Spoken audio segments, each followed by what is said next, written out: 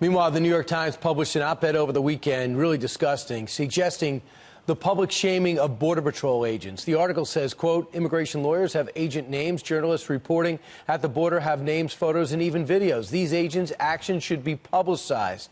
It continues that this is not an argument for doxing. It's about exposure of their participation in atrocities. Really? Our next guest, it sounds like doxing to him, which he has dealt with firsthand. Retired acting ICE director and Fox News contributor Tom Homan. Tom, you read about this, you heard about this. What are your thoughts? Let's expose the personal information of those working the border. It's disgusting. I mean, it happened to me when I was director. They doxed me, my home address, and I had 80 protesters at my house on a Sunday morning. It's just ridiculous because whoever wrote this op-ed obviously has never spoken to a Border Patrol agent, and she's pushing a false narrative. This is all about Border Patrol agents who are tearing children apart and not taking care of children properly.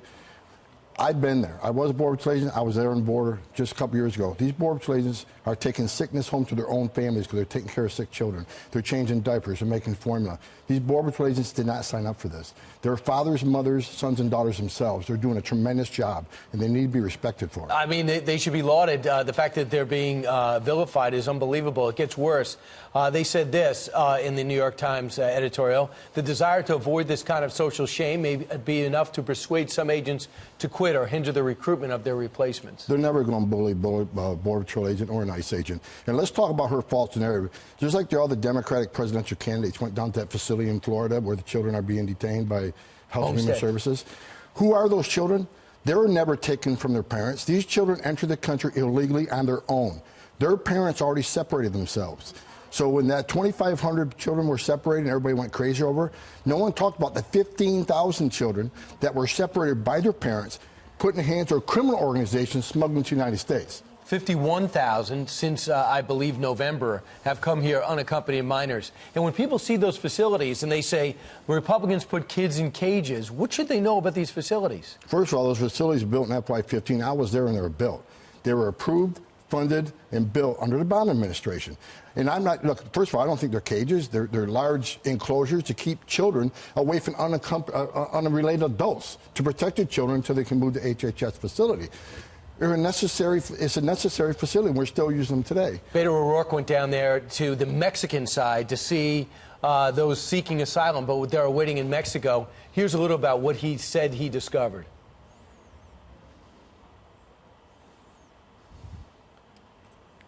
All right, we don't have it. Basically, he's going back and forth, and he sympathizes with them as they wait for asylum.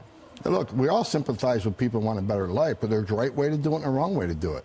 I bet you Beto O'Rourke will not stop by and talk to a Border Patrol agent that deals with us every day. Again, they're human beings. They have hearts. They're mothers and fathers and sons and daughters.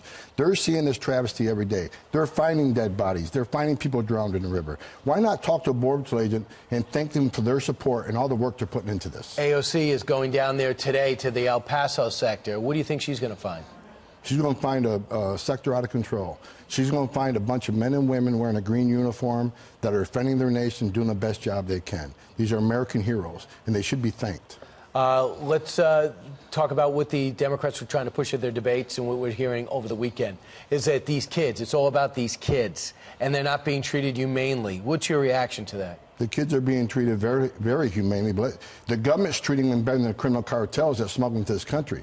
And look, if these children are really escaping violence in Central America, El Salvador, Honduras, why is the parent here and not El Salvador taking care of the child? Rather than going down and taking care of the child, they're going to hire a criminal organization to put that child in the trunk of a car or back of a tractor trailer to come to the United States. That's inhumane. That's mistreatment. The U.S. government's actually taking pretty good care of these children. On Friday, the 9th District Court of Appeals rejected the president's move to take $2.4 billion from the defense budget and put it towards building a barrier. Doesn't surprise me. It's the 9th Circuit. ACLU and the left knows exactly where to go to sue the president. This isn't the first time, won't be the last time. The 9th Circuit's to blame for this whole surge. If you look at it, the Flores settlement agreement by Judge Dolly G. was the worst decision by the 9th Circuit that done more damage to this country than any federal decision I've seen. That's why the families are coming across so they can't be detained. What's unbelievable is we have Bill Clinton on camera saying, I need these walls built. He was the first one to start it. George Bush got the money to do it. They talk about Senator Reid talking about the illogic of chain migration. This is not made-up video. This all existed. What changed in this country? The situation only got worse. The resistance, they want the Democratic Party, the leadership, and everyone who stood on that stage last week, they want to see this president fail on his #1 promise. But the president's not going to fail. Everything they said last week was about protecting illegal immigrants, making illegal immigration legal, giving a pathway to citizenship, free medical care. Do they think at the time of this crisis that helps? That's just going to convince more people to make that dangerous journey. More women will be raped, and more children will die because they're enticing them to come to this country. And you have some children in your pocket. There's people that that are important to bring up. Now, Senator Lindsey Graham gave me a little bit of hope because you've talked about simple asylum fixes that would change the situation at the border dramatically. He spoke with Nancy Pelosi for an hour yesterday. Listen. About an hour with Speaker Pelosi, and here's the compromise. We'll start turning the aid back onto Central America. It is in our national security interest to help the Northern Triangle nations with their economy, with their rule of law problems. But if you don't turn off the magnets that attract people, which is our asylum laws, if you don't reform them, they'll keep coming. This legislation did. It addressed what you wanted him to address. So I think something's being cut here. Am I falsely optimistic? No, I think Lindsey Graham has a lot of good ideas. As far as giving... But the fact that he talked to Nancy Pelosi, who could make it happen. Well, look, Nancy Pelosi only came to the table when the president says we're going to go out and arrest illegal aliens, especially the families that have final orders that have been ordered removed by a judge.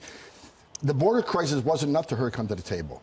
Children dying wasn't enough to her to come to the table. She only came to the table when ICE was going to go out and do a national operation. All of a sudden now they're concerned because, again, they're protecting the illegal immigrants in the United States. So we have that going, and we have the move for Mexico to put tariffs on unless they acted. This seemed by almost all accounts, the numbers for June are down to 89,000. Still bad, but not 130. And a lot of people say, look at what Mexico's doing on their southern border. What have you seen? Mexico's really stepped up. This president, once again, took everybody to school. The Democrats were against the tariff threat. Even some in his own party were against the tariff threats. But once again, this president has proved he knows more about this issue than they do, and they've been here for a long time. Another idea of his worked. He's the right man at the right time, doing the right thing for this country, and he will not fail the American people. And lastly, real quick, we talked about now no longer making it illegal to come here illegally. Yeah, making illegal immigration legal. That should help push the numbers down, right? No, that's going to just cause more people to come. If there's no consequence and no deterrence, why would you stop coming here? My hope is that Jay Johnson, a Democrat, and others who have said it's a problem at the border, now they admit it, that maybe some progress is going to be made on simple asylum fixes that will make it dramatically better for some of the unsung heroes in this country, and they are working the border. Yes, yeah, absolutely. I think, look, I think there could be a fix to this border. Right. But the Democrats got to be willing to put their hate of this president aside to do the right thing for this country. Tom Homan, great to see you. Good to see you. Thank you very much.